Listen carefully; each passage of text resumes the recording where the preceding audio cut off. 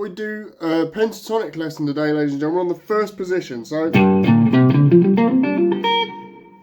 if you're brand new here and it's like first week of guitar or whatever, this is the kind of like holy grail scale, holy grail scale that you can use. You know, this is like the first one everybody kind of learns. So I'm going to do it in G, just for sort of access purposes, I guess. But you could literally play, if you want to play it in A, you can play here. If you want to play it in B minor, you play here.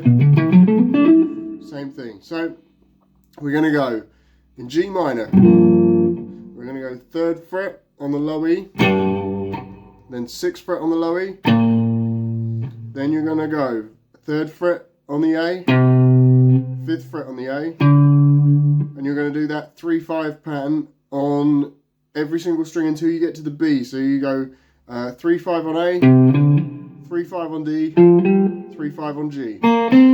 Now you get to the B string and you're going to go 3-6. You go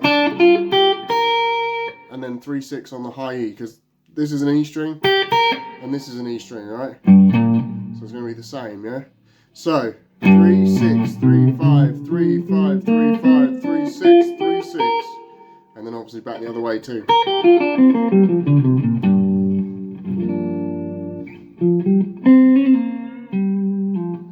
Now, how you can use this, first of all, in terms of the chords, you've got the 1-4-5 chord progression there, talking in Nashville number system, that is.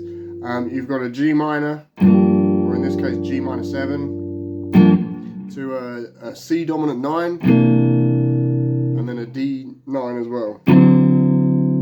So, screw it, I'll show you how to build those chords too. So you go middle finger on the low E string of the 3rd fret, and then you're going to bar with the ring finger on the D, the G and the B string on the 3rd fret as well. And you want that A string to be dead, right? So that's your G minor 7. That's a really cool chord. You could also grab it like this, because then that gives you the freedom to play the pentatonic scale while playing that chord as well, you know.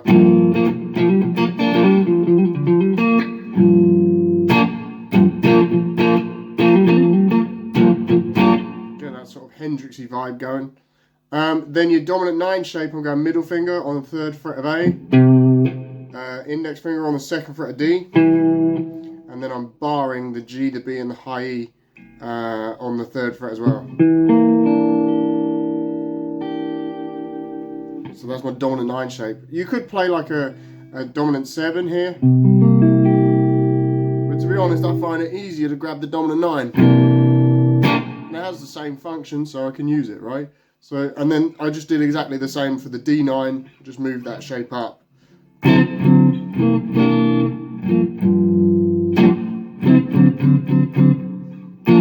That would be like your chord progression to practice this scale over. Now, how to use the scale. The notes themselves, like you can hit every single one, you can't miss, right?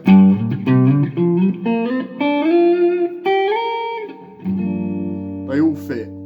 So it's just how you approach them. You could bend into them, you know, like.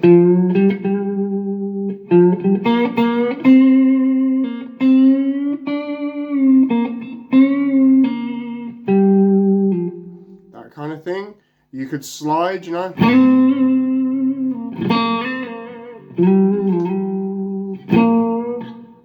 Or all your hammer-ons and pull-offs as well, that kind of Eric Clapton style thing.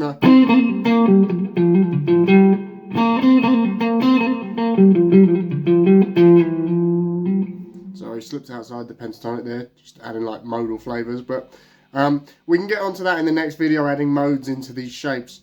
Excuse me. But that kind of thing. But for now, let's just keep it simple. Let's go just your G minor pentatonic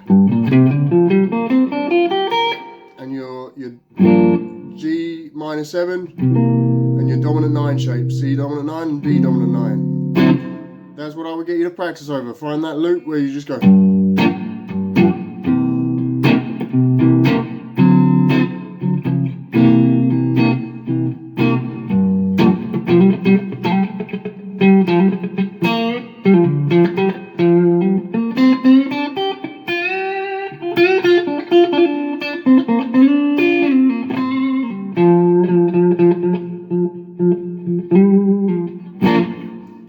endless fun with the pentatonic position.